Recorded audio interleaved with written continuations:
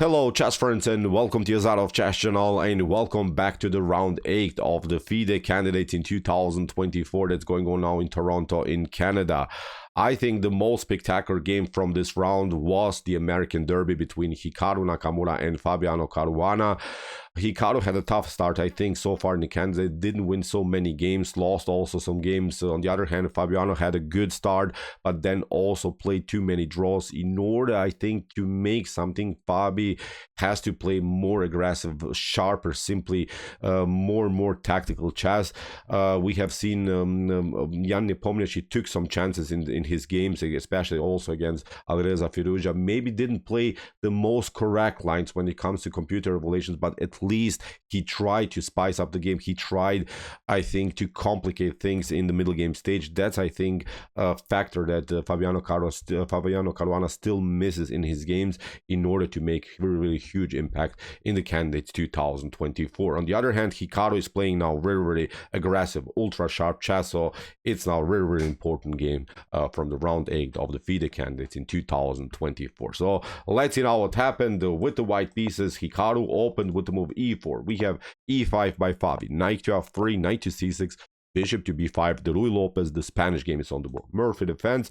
We have bishop to a4, knight to f6, and after move d3. Here we have bishop to c5, standard lines of the Ruy Lopez. We have castling, d6 fixing the structure, and now the usual preparation here by white to hit the center with c3, d4.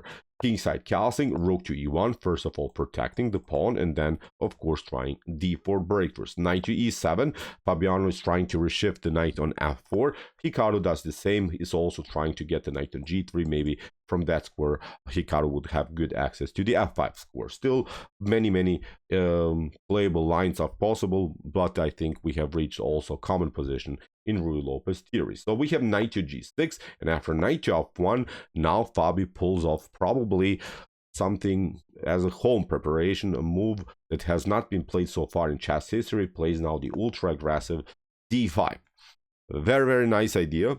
Seems also strange that you could leave maybe your e5 pawn unprotected, but after e takes d5 and knight to d5, the problem for white is here that you can take the pawn on e5, but then you run into a wild tactic line after bishop to f2. After king to f2, knight takes e5. You cannot take rook to e5 because of queen to f6 simply wins the rook. So that's why you would have to step back. Still, it would be an equal position. Nothing wrong also for white if white goes into this line, but a complicated game to play. White's king is exposed. White has, of course, the strategic advantage of the bishop here in an open battle, but very tough to play, especially with the king. Maybe could have some problems in the later stage of the game here without the f-pawn. So Hikaru didn't want to risk anything. He played now the solid bishop to b3. We have c6. Fabius, of course, also fixing the centralized knight on d5. We have now d4. Hikaru does want to also to tolerate this strategic disadvantage, this d pawn that could be also vulnerable to black's attack with bishop to f5, queen to d7, rook to d8. Black could maybe in the later stage put some pressure against this pawn, so that's why here d4, Hikaru advances. The pawn doesn't want to have, as I said, any strategic disadvantages in the game. We have e takes d4, knight takes d4, and now Fabi goes with knight to f6 and is hoping here to play bishop takes d4, and after c takes d4, queen takes d4, queen takes d4 to force an isolated d pawn to create a new strategic disadvantage in white's position, to create at least some kind of a weakness that he could attack in the later stage of the game. So Hikaru doesn't care, like usually, of course. h3 is not allowing some, I don't know, knight to g4, bishop to g4 ideas, and Fabi goes for it. Fabi plays now bishop takes d4. Here Hikaru takes, of course, with c takes d4. Queen takes d4 would be very risky, because if you have at least the isolated pawn like Hikaru has, you want, of course, to keep dynamics. And when the queens are off the board, then the position is not so tense, the position is not so dangerous. And the basic strategic concepts, of course, of the isolated d-pawns are that white, that has an isolated d-pawn, wants to advance the pawn, wants to simply have a breakthrough, wants to get rid of the isolated d-pawn, and of course continue the game with a powerful bishop pair. Black, on the other hand, is trying to cement the position, trying to create some kind of a blockade around the square d5 never really allow white to advance the pawn. So these are the common strategies of the isolated d pawn. That's of course I think that's why here the move knight to d5 is very natural by Fabiano Caruana. We have bishop to c2, bishop to e6, we have knight to g3. Hikaru is searching now also for the f5 square, knight to f4 here by Fabi, and now interesting choice here by Hikaru, rook to e4. He's saying here you'll not get your other knight here somewhere, you're not cement position further around your knight on f4. You have to now retreat, and that's exactly what Fabiano does. Very risky, of course, to play with your rook like this to centralize it, but Hikaru actually shows here how to really play in a good way. When you have the bishop here, when you have maybe the other d pawn, you have to create dynamics. You have to put your pieces on the most active square. So now the rook is on e4. Of course, it can be attacked with the f5 pawn, but this could, of course, cause some disadvantages here against the king on g8. So very intense game so far now here by both players. We have a3. Hikaru is also not allowing some ideas of knight to b4, hitting the bishop, and maybe the a2 pawn. We have rook to e8 by Fabi, bishop to d2, knight to f6, and now bishop to g5. Here Hikaru pins the knight, allows here Fabiano to go with the move h6, and now Hikaru takes, of course, bishop to f6 and queen to f6. This position should be pretty equal, because although white has here the isolated d pawn, we have to also mention that black has a slightly worse bishop than white is here, because black has many pawns on light square, so it's of course not good to have then a light square bishop. So this in a potential endgame, if you could just imagine, I don't know, maybe this position without the rooks, the knight, maybe even without the queen, black would have a tough time because the light square bishop could always attack these pawns, and black would actually have to defend it. So that's why I call it an equal position, because white still has the isolated d pawn. So that's why both players have, I think, something to worry about in the continuation of the game. So we have queen to d2. Hikaru wants, of course, to play rook to d1, protect further the pawn, and if possible, somehow to advance it. But so far, Fabi is creating a nice blocking system here with the bishop and also with the pawn on c6. We have queen to g5. We have rook to e3. Here, good also move by Hikaru. He doesn't want to trade off the queens. And here, after move knight to f4, now I would say the real fun starts. So far it was, I think, slightly, I would even dare to say, a boring game, but now Hikaru spices up the game with a brilliant move, maybe just for fun, if you want to, I don't know, practice some middle game plans, practice some middle game ideas, maybe just for fun. If you like, pause the video and try to see now a very nice progressive plan here for white. It's not so easy to see. It's a complicated idea that only dynamic great players like Hikaru can see. Very beautiful move, I would say, here by Hikaru. Okay, here Hikaru played a beautiful h4. Brilliant move. Many of us, I don't know, wouldn't even consider this move. h4 is brilliant because if you play queen to h4, rook to e4 pins further the knight here on f4. So you have to play a strategically bad move, g5. You still will have your knight, but now you have weakened your light squares in front of the king. And now after rook from a to e1, notice also that the bishop is a little bit pinned. You cannot play, of course, something like bishop to d5 because you lose the battle on the e file. You could maybe try rook from a to d8, but now knight to f5. Look at this. White would continue the attacking flow. The queen is hanging. You cannot even play queen to g4. Knight to h6 is going to happen. Knight to f5. You have to retreat here to, I don't know, somewhere to h5 end. Suddenly, the position is not so easy to defend here for Fabiano Caruana. If you, in any cases, I don't know, even somehow liberate the e file, this could be hanging. We can even break through, maybe even sack something. If you lose maybe even the battle, maybe white can even lose the queen. There are some tactics. If you go here to g7, you cannot go. If you go here maybe to h7, then the bishop is here. So many ideas are coming to my mind here in this particular position, but I guarantee I will not love to play now this position with the black pieces. So that's why here after move h4, Fabi plays now the correct move, queen to d5. Hikaru continues with rook to e4, and now Fabi doesn't react correct. Maybe again, just for fun, if you want to see now again, if you want to calculate, if you want to participate maybe actively in this video, just for fun, maybe search for the best move for black. Very hard to see the best defensive idea. Actually, it's so hard to see because only the Stockfish engine can calculate this far and can calculate in such a complex position. But if you like, if you maybe want to also again to practice some middle game tactics, middle game strategies, just try it out. Search for the best continuation here for black. Okay, what Fabi should have played is here an ultra aggressive knight takes g2. Very, very tricky move because it seems so that you cannot play, of course, a king takes g2 because of f5, but that's actually not the point. White would continue here with queen to c3. Still, you don't have access to the f4 square, you don't have access to the h4 square, so basically the knight is locked. But now black would probably continue with rook to d8, putting more pressure. Again, king takes g2 is not working because of f5. But actually, white would have here this idea. Queen to d3 with some ideas, I don't know, to liberate the diagonal and deliver a dangerous check. But black can hang on to this position. Maybe Fabi calculated this, I'm not sure. I didn't watch now the interviews between Fabi and Hikaru. Still, after rook to e8, queen takes h7, king to f8. This is now just the Stockfish line that I'm showing you, that's suggesting here. Now, white could continue with bishop to e4, trying now to grab the knight, but actually in this line, black can even sack the exchange, can also go for the h4 pawn because queen to h4 is not working. You get checkmated, you trade off the queens, and now again it would be a very, very equal position.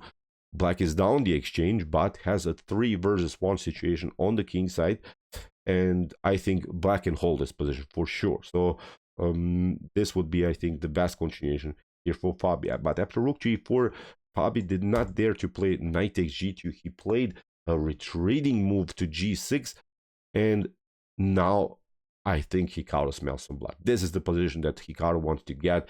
The knight is out of game. There are some ideas like h5 will kick away further, but Hikaru continues, of course, in the optimal way, plays rook to e1. Great move because it, of course, puts more pressure against the rook on e8. There are some tensions now on the e file. There are even some, if maybe the queen moves, I don't know, of course it cannot move there, but just imagine in some lines, rook takes e6, rook takes e6, rook takes e6, f takes e6, and then the knight is hanging. So this is also one picture that we have to see here, that the knight is also exposed on g6, and as I said, it can be even attacked further with the move h5. So great attacking chance by Hikaru, but we saw that Fabiano had some defensive chances. And the problem is also you cannot compete on the e file with bishop to d7. Many players would play like something like this, but it's very complicated. h5, you have to retreat. Knight to f5 is coming. You cannot play queen to f5. You're running into this. The queen is hanging. I don't know. You could play rook to e4, bishop to e4. And look at this. Because of bishop to d7, you don't have even good squares. If you get in front of the rook, again, there are some tactics that are possible. If you go here, as I said, you're running, you're getting simply in front of the rook. That's not good. If you try queen to b3, then bishop to c2, you retreat, and now knight takes h6 is even possible. So also a pattern that Fabiano Caruana has to defend. So suddenly, I'm not saying the position is collapsing for black, but too many problems, too many tactical positional problems. Knight to h6, g takes h6, queen to h6, rook to e3, rook to g3, and you can resign after a couple more moves. The rook is far away from the action. Game over, I wouldn't even dare to say here for white. So after rook from a to e1, that's why I think Naka is here. Naka is attacking the position. Very, very, very, very, very tough to defend now for Fabiano Caruana. Fabi goes with knight to f8. We have rook to e5 attacking the queen. And now another mistake by Fabi. He plays queen to d8. He should have played queen to d7. Why is that so? Because if you play queen to d8 like he played, there are still these problems on the e file. Still you cannot move the bishop. When the queen is on d7, at least you can move maybe somewhere the bishop, and pardon me, here after queen to d7 you could still maybe, I don't know, move the bishop maybe somewhere, or d5, and still you have a protection of the e8 rook. But when the queen is on d8, you cannot move it because then you lose the queen. That's, I think, a huge mistake now by Fabiano, because after queen to d7, probably Hikaru would have continued with knight to f5, bishop to f5, bishop takes f5, knight to e6, and then we continue the pressure. But always again problems here. After bishop to e6, look at this. Also, weak pawn could happen. Rook to g4 in some lines is possible. So again, again a tough position to defend here for black. For rook to e5, queen to d8, as we said, mistake by Fabiano. h5. Now Hikaru paralyzes the whole king side here with this move. You cannot even play g6 to lock somehow this dangerous diagonal of the light square bishop. Bishop to d7, again queen to d7, also has to be played again. Okay, maybe you made a mistake, but now let's get back into the game. Again, try bishop to d5, trade off rooks and something. But okay, after bishop to d7, now Hikaru simply traded off, bishop to e8, knight to f5, again with this common problems that we have seen, knight takes h6, queen to h6, rook to e3, rook to g3. Very tough to defend. That's why queen to f6, here played by Fabi, protecting this, and now queen to b4. Now there are huge problems. Knight to e7, queen takes b7. Here you have to even give up now the pawn after queen to b7, bishop to f5. You have to even give up the exchange. Maybe you can take out this knight. Here, pardon me, the bishop on c2. This is just again a stockfish line that suggested here for black. But even in this scenario, with two minor pieces against the rook, actually white should be much better, maybe even winning here because of this line. Rook to e8. You have to protect now your knight. Will simply attack the pawn on c6. You attack the queen, and now you can also trade off the queens, because after a rook to b8, you're trying maybe f6 to get your king out somehow. But now with b3, we kick away the bishop. You retreat to d3. We attack both of the pawns. You cannot protect both of them, and suddenly I think with this 3 versus 1 situation on the queen side, with the rook against two minor pieces again, I would say white should be winning here. But okay, after queen to b4, Fabi made even another blunder with b5. But even in that another scenario, as I said, it's simply, I would say, a winning position here for white. Hikaru played a brilliant knight to e7, and now after king to h8, now maybe if you like, again, just pause the video and try to see now for the winning, the winning move here for white. After that move, Fabiano Caruana resigned. Okay, the easiest idea is here is a beautiful knight to d5, hitting the queen, but also hitting the knight. If you of course play c takes d5, then queen to f8 is even a checkmate. So after this move, knight to d5, Fabi resigned. So great game by Hikaru Nakamura. Really brilliant attack. Really a beautiful example how to play with an isolated d pawn. Many of us are struggling to do this, but you see Hikaru played dynamic chess, activated the pieces, played simply on the best squares, forced Fabi after move h4 to make a mistake, but because this was, I think, the stunner that crushed, I think, the mood in the game. I think Fabi till that moment felt pretty solid, but after move h4 that Hikaru Nakamura pulled off, Fabi got into tactical problems, and you see a great player like Hikaru Nakamura punishes this types of position with great tactical sequences. So, okay, I hope that you enjoyed the game. Really wild stuff. Hikaru is now back in the tournament, back on time, I would say. Very important win for him. If this game would have ended with a draw, he would be still 1 whole point behind the leaders Gukesh and probably Jan Nepomniachtchi. I think Jan Nepomniachtchi is playing his game. But after 8 rounds so far, the leaders are Jan Nepomniachtchi and Gukesh with 5 points. Behind them is Ramesh Babu Pragananda with 4.5 points. And now Hikaru Nakamura is having also 4.5 points. So he's still there. If he would have played a draw here today, still, of course, Hikaru would have great chances. But now Hikaru is really in the tournament. He outplayed now a very strong player like Fabiano Caruana. Fabi has now 4 points. Tough time now for him if he doesn't make anything in the next couple rounds. Fabiano is probably not going to make it. So, as I said, nothing is over. Still, we have many great games, but this tournament is heating up. Now Hikaru is there. Now, of course, the YouTubers are watching because, of course, he has a great audience on his channel, and this will be an epic chess tournament for sure. So okay, I hope that you really enjoyed this game. Really spectacular ideas. If you want to see some other games that we have covered here on my YouTube chess channel from this tournament, here are some links of some games that we have analyzed before. And if you like this content, hit the subscribe button. See you soon with some more videos. And what do we say in the end? Chess is the best, of course.